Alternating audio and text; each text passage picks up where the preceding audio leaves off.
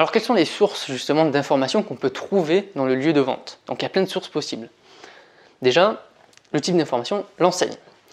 Alors par exemple l'enseigne, c'est le logo que vous avez devant la devanture de magasin. Alors il y en a plusieurs souvent, vous la voyez de loin, c'est en grand, ça permet surtout de repérer l'entrée du magasin et la présence d'un magasin. Quand vous voyez le logo Carrefour, vous savez qu'il y a un Carrefour à côté, forcément. Donc ça vous indique que là vous allez pouvoir vous fournir en alimentaire. Vous voyez un logo Leroy Merlin, de loin souvent en plus, ce sont des grandes enseignes. Vous les voyez de loin, donc dès que vous allez avoir un problème, vous allez penser à ce que vous avez vu quand vous étiez en voiture, que vous avez vu un logo Leroy Merlin. Donc là-bas, vous allez pouvoir faire vos courses. C'est super important pour localiser le magasin.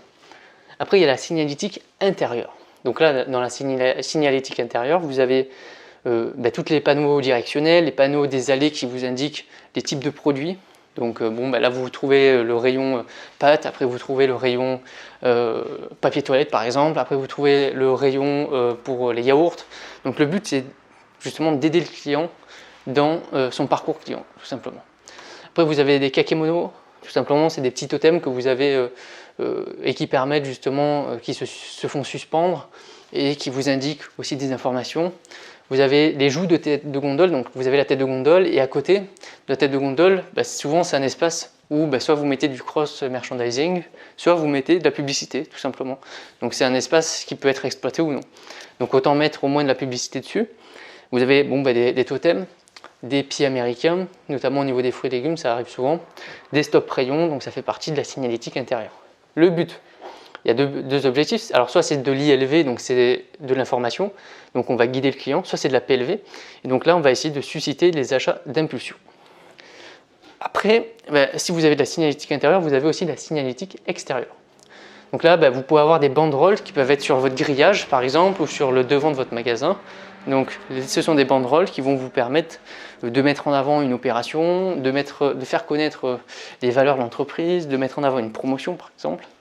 Vous pouvez avoir des panneaux, bien sûr, de 4 par 3 mètres, alors soit à proximité du point de vente, soit donc directement sur le parking, ou sinon dans les alentours, dans les différents villages, ou dans les différentes villes. Des totems extérieurs, des panneaux sur pied également.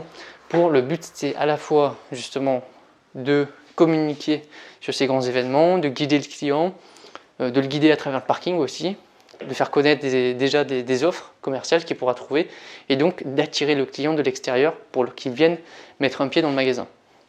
Après, vous avez aussi l'étiquetage qui en fait partie. Donc dans l'étiquetage qui est aussi obligatoire, faites gaffe, c'est une disposition légale qui est totalement obligatoire pour tout produit qui est dans le magasin. Donc vous avez les étiquettes de prix qui peuvent être format papier ou électronique, peu importe. Tout produit doit avoir une étiquette. Et enfin, vous avez aussi le packaging du produit, donc c'est l'emballage, qui fait partie d'une sorte de communication. Maintenant, évidemment, les industriels, ils travaillent beaucoup sur leur packaging parce qu'on est principalement en libre service, et dans le libre service, le produit doit se vendre tout seul. Donc il faut faire des packaging attrayants avec, avec toutes les informations obligatoires, comme la contenance, la composition, les méthodes de fabrication, le Nutri-Score aussi maintenant, et différents conseils de préparation.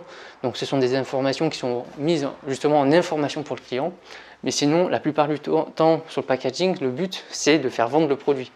Packaging intéressant, original, qui fait vendre directement. Après, toujours pareil, il y a bien sûr l'évolution dans le temps. Ce qui se faisait avant se fait toujours aujourd'hui, mais se fait en amélioré. La PLV digitalisée, c'est quoi? Il y a plusieurs exemples et je vais vous en montrer. Premier exemple, qui se fait beaucoup maintenant, c'est les écrans LCD.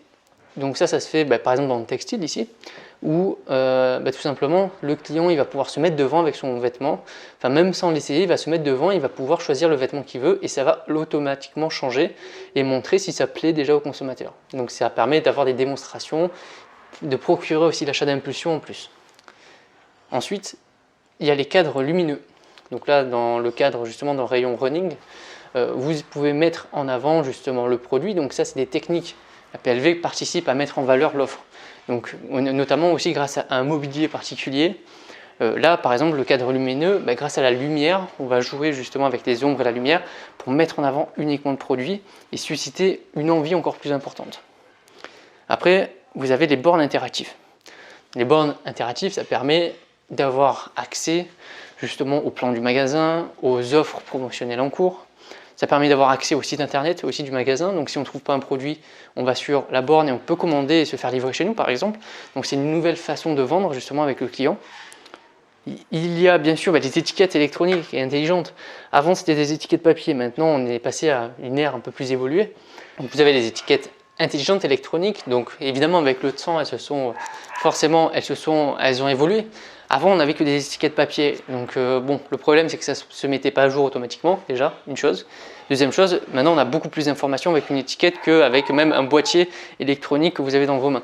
Parce que ça permet, bon, évidemment d'avoir le prix, c'est le but d'une étiquette, mais après d'avoir la quantité qui est disponible en stock, d'avoir la géolocalisation, donc quand vous êtes sur le drive, maintenant grâce à ces étiquettes électroniques, vous pouvez savoir le produit que vous cherchez directement, sans avoir à aller dans le rayon et aller le chercher, mettre 5 minutes à chercher le produit que vous voulez. Là, tout d'un coup, vous pouvez faire allumer l'étiquette et là, vous allez repérer directement le produit que vous cherchez. Ça, c'est une technologie qui était, je pense, principalement inventée pour ça et pour gagner du temps. Après, il y a aussi les QR codes qui sont de plus en plus utilisés. Ça permet d'interagir avec le client. Par exemple, pour faire des démonstrations, on va scanner un QR code devant un produit et on va avoir une vidéo qui va s'afficher sur notre téléphone. C'est un moyen justement de digitalisation et ce qu'on appelle la digitalisation des points de vente. Donc c'est très intéressant. Et pareil, pour laisser un son avis, par exemple, on peut scanner ce QR code, donc là c'est en Espagne, où le client il scanne justement le QR code et il peut donner son avis sur, il a une enquête de satisfaction tout simplement qui va apparaître et il va pouvoir justement donner son degré de satisfaction sur le magasin. C'est très rapide et du coup ça permet d'avoir systématiquement et en temps réel la satisfaction du client.